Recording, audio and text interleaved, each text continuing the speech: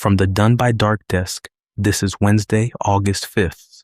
Tonight, Michigan finished counting, and two candidates the party's leadership did not prefer are now its nominees. A governor of the Federal Reserve said she is prepared to raise interest rates. Iran and Oman agreed on a route through the Strait of Hormuz, but did not sign the paper. And at 2:35 this morning, something we threw away came home. We start where we left you. Michigan was still counting when we signed off last night.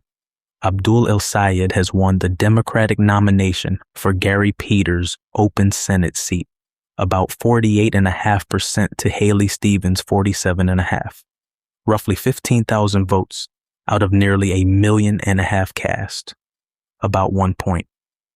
Decision Desk called it at 8:35. Wednesday morning, more than 12 hours after the polls closed, Stevens conceded by phone and by post without a speech. Her words, "I love Michigan, and I am so proud to have put my hand to serve." She said she had already called El-Sayed to offer her full support against Mike Rogers in November. Rogers ran unopposed. A few hours later, the Associated Press called a second Michigan race, and it went the same direction. In the 13th District, in Detroit, State Representative Donavan McKinney unseated Congressman Shri Thanedar, about 52% to 48%. Thanedar had more money, more name recognition, and endorsements from AIPAC and from House Democratic leader Hakeem Jeffries. McKinney had Bernie Sanders, Rashida Tlaib, and organized labor. Thanedar had the money and the leadership. McKinney had the votes. Two candidates the party's leadership did not prefer won Michigan on the same night, and one of them beat a two-term member of Congress. The rest of the ballot was not close. Jocelyn Benson took the Democratic nomination for governor with about 84%. John James won the Republican side with about 50 to Perry Johnson's 36. Elsewhere, Tuesday in Missouri, Wesley Bell beat Cori Bush in their rematch, and voters rejected a measure making the state constitution harder to amend. In Kansas, Ty Masterson won the Republican nomination for governor. The bigger story Wednesday was in Anchorage. Lisa Cook, a governor of the Federal Reserve who voted 1 week ago to leave interest rates exactly where they are, spoke at an economic luncheon in Alaska. She said this, "If I do not see signs of continued disinflation soon, I am prepared to act." She said the longer inflation stays above target, the likelier that becomes that the Fed does not have the luxury of waiting in this environment, and that inflation risks now outweigh the risk to the job market. That is a governor, not a regional bank president, a governor, moving toward raising rates. She is not alone in moving. Neel Kashkari of the Minneapolis Fed, who voted against holding last week, told CNBC on Wednesday that the Fed should begin raising rates in small steps, possibly starting in September. He added, "I am not calling for a dramatic increase in interest rates." On July 29th, the Fed held at 3.5% to 3.75%, 9 to 3. All three dissenters wanted rates higher, not lower. And J.P. Morgan's chief United States economist pulled his forecast for the first increase forward more than a year to December. He titled the note, "Talk is cheap." The data underneath explains why a weak jobs number did not soften anyone.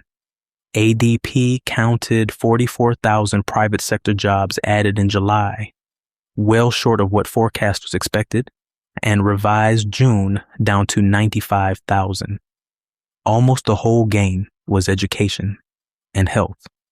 The Institute for Supply Management Services survey came in at 54.1, just under forecast. Business activity and new orders were both strong, 59.1 and 57.2. Employment fell to 47.4, back into contraction, and prices paid rose to 70.3. Sticky inflation, firm demand, soft hiring. That is the configuration that strengthens a hawk's hand. The market read it the same way. The Dow set another record close, up 263 points to 54,349. The S&P 500 and the Nasdaq both fell, each snapping a 4-day winning streak. 3 stocks did 79% of the Dow's gain: Amgen, Goldman Sachs, and Nvidia. Gold settled up about 4%. That is money moving out of technology and into cyclicals and hard assets. And futures traders already had a September increase at better than even odds before any of Wednesday's data landed. To the Strait of Hormuz, where the news is real but smaller than the headlines. Iran and Oman have agreed on the route. They have not signed the paper that makes it official. That is from Iran's foreign ministry spokesman, Esmail Baghaei, on Wednesday. The coordinates are agreed. The joint statement is still in final review and drafting. Under the arrangement, ships would come in through Iranian waters and out through Omani waters, with no transit fees, and mines cleared from the main lane within a month. The strait has not reopened, and Baghaei would not call it secure. And this track has collapsed once already. 3 weeks ago, everyone thought they had a deal. And then the attacks on shipping resumed. The oil move happened Tuesday, not Wednesday. Crude fell 4 to 5% after Treasury Secretary Scott Bessent said a deal was possible within a day or two. On Wednesday, West Texas crude settled at $75.22, down about 0.7%. Tokyo ran with it. The Nikkei closed up 3.66% at 66,300, a 2-week high, helped by a wave of raised profit forecasts from Japanese companies and by cheaper oil. Korea's Kospi gained about 4%. Charulchanana at Saxo offered the caution. Powerful themes become vulnerable when positions are crowded, expensive, and leveraged. Overnight into Wednesday, Russia fired 24 ballistic missiles, 4 anti-ship missiles, and 115 drones at the Kyiv region. Ukraine shot down 98 of the drones and none of the ballistic missiles. 17 people were killed and 44 wounded. The targets were not military. They were warehouses. Rozetka, Ukraine's largest online retailer, lost its main distribution center. Nova Poshta, the biggest parcel carrier, lost a Kyiv sorting center. 3 people were killed there, and 8 people were killed waiting for a delayed train at Kvitneva station. Rozetka's co-founder, Irina Chechotkina, said the warehouse handled more than 100,000 orders a day and is beyond repair. One building, 100,000 ordinary errands gone overnight. On Tuesday, Judge Amit Mehta dismissed the Oath Keeper's seditious conspiracy case and vacated the convictions of Stuart Rhodes and 5 others at the Justice Department's request. Mehta is the judge who sentenced Rhodes to 18 years. He granted the motion, then wrote that today's epilogue diminishes the gravity of that day, denigrates the work of the prosecutors and law enforcement officers who secured these convictions, and excuses criminal acts that caused a centuries-long pillar of our democracy, the peaceful transfer of presidential power, to buckle. He did what was asked of him, and he put on the record that he believes it was wrong. Also, in the courts, the D.C. Circuit, sitting as a full bench, ruled 6-4 that the Environmental Protection Agency likely broke the law when it canceled $20 billion in Greenhouse Gas Reduction Fund grants. The court is holding its order a few days so the government can go to the Supreme Court. 4 short ones. Shopify surged as much as a quarter on a large revenue beat, the biggest single stock move of the day.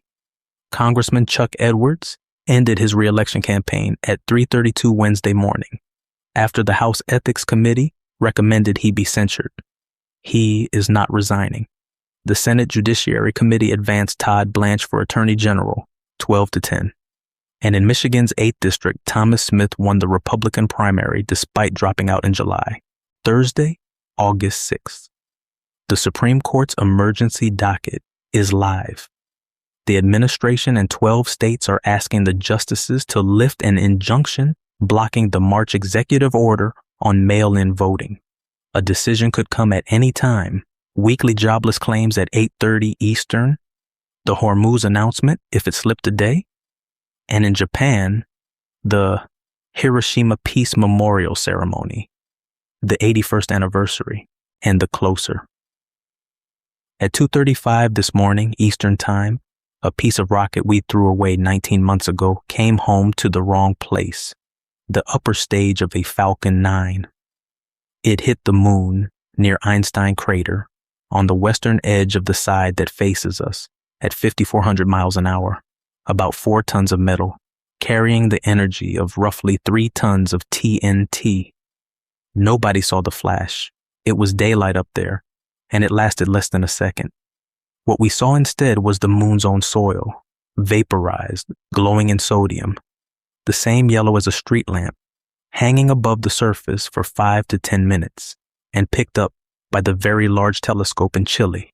Carl Schmidt, the Boston University astronomer who made that observation, says he is 100% certain it happened. He is also careful about it. He called his own analysis crude, and the trace of lithium in the plume, which may have come from the rocket rather than from the moon, is his hypothesis, not his result. The trajectory came from an amateur network, more than 1,000 observations from Mississippi to Beijing. It was right to within half a second. Nobody has photographed the crater yet. That is Wednesday, August 5th. Michigan chose, twice. A governor of the Federal Reserve said she is prepared to act. And the moon glowed yellow for 5 minutes because of something we forgot about. Sleep well. We will see you tomorrow night.